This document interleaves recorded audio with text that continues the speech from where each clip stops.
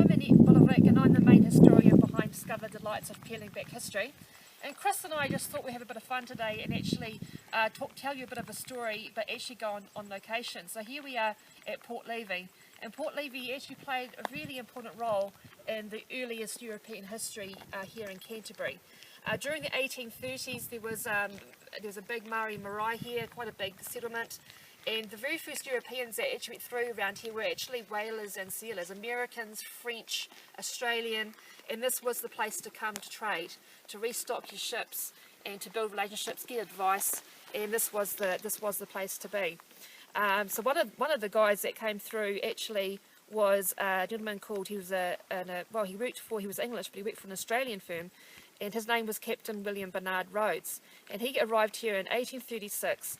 And he decided to go for a bit of a walk. He really liked what he saw, and he ended up on the hills here and actually could look out over Lake Ellesmere. So he didn't actually see the plains, he actually just saw Lake Ellesmere, loved what he saw, and he returned 2 years later to Akaroa Harbour, where he actually pushed overboard our very first Canterbury kettle, and the poor creatures had to swim ashore, but that was how our first hoofstock arrived here in Canterbury.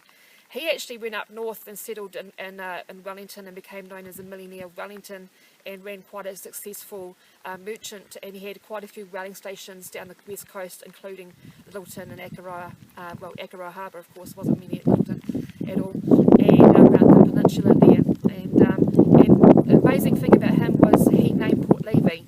Now, he had two employers that were successful merchants, and they were also ex-convicts. That's how they ended up in Australia. And their name was Solomon Levy, spelled L-E-V-E-Y, so we've lost the E somewhere, and Daniel Cooper. So he wanted to honour his two employers. So Port Levy, the biggest settlement around here, got the name Port Levy, and Port Littleton and the plains got known as Port Cooper and Port Cooper Plains. Even the Deanses were using the name Port Cooper during the early 1840s, so the name really did stick. Now, when the Canterbury Association came here in 1848, they did not want to promote convicts, even an ex-convict, so they actually attempted to name this Port Albert, because Port Littleton was going to be Port Victoria. And as we both know, as we all know, those two names definitely didn't stick very well, and we still have Port Levy here today, which is just awesome, and an awesome history behind that name as well. Now, in 1843, we had another big ship come down from the Richmond, arrived from Wellington, and on board that belonged to the Hay family and the Sinclair family, and they came down with the Deanses, the Gibbies, and the Mansons. And of course, William Deans's big dream was Putarungamutu, which of course was Riccarton at that time. But as that was pretty wild and had no European settlement on it whatsoever, the Gibbies and the Manson family settled here under the care of Mr. Gibby, while William Deans, Samuel Manson, who built the Dean's Cottage and actually built the wee stone workman's at the Alton Bradley Park, because that was his land in 1845. The families lived here, while those men, and Jimmy Robertson-Clough, can't forget him, they got Riccarton ready. They built the first big barn that the families used together, and built the first stockyards and everything like that. And of course the Deanses were the first to bring Merinos and Clydesdales to the Canterbury Plains as well, so another really important part of the history here as well. I guess I sort of wanted to talk to you about one of the first families that were here. I mean, there's certainly, there were a lot of European families that called this place home, but the main big family that I want to talk to you about, and I'm going to get Chris to say it for you because I keep screwing it up. Cholmondeley. Yep, hopefully you heard that.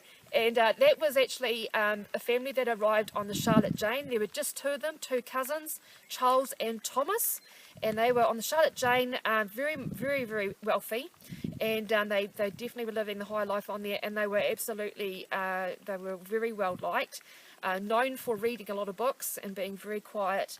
And Charlotte Godley said that they were not what the normal settlers looked like. They were sort of had that pomp about them, and they were very robust. So apparently they were watched to see if they would make it, but they did more than just that. Now Thomas actually ended up returning to England as he actually inherited the land back in England, but very sadly he got married, went on his honeymoon and died on his honeymoon of malaria, and that was in Florence. So that was a very sorry end for Thomas, but Charles remained here and he built the family's first cob cottage and worked very hard on the land here. He was very popular with the Māori here because every Christmas he would take a sleigh of presents over to the children, and he was very popular and very, very well liked.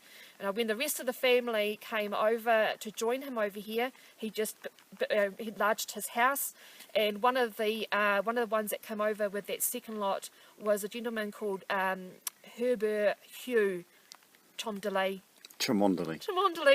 And it was actually him and he actually just farmed over here at a place called Overley, which is still named that, no longer in the family, but it's just over to my right hand side just here. And he retired to Governor's Bay.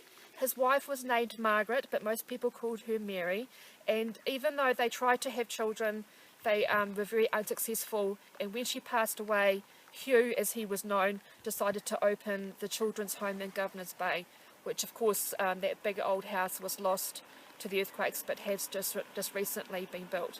But the family was here well into the 20th century, and their land is definitely still around and being farmed today, but no longer in that family.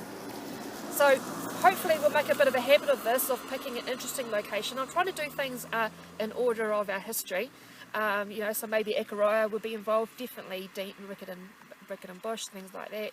But hopefully you've just enjoyed this wee snippet of the history of Port Levy, a very important landmark in our first European history. Thanks.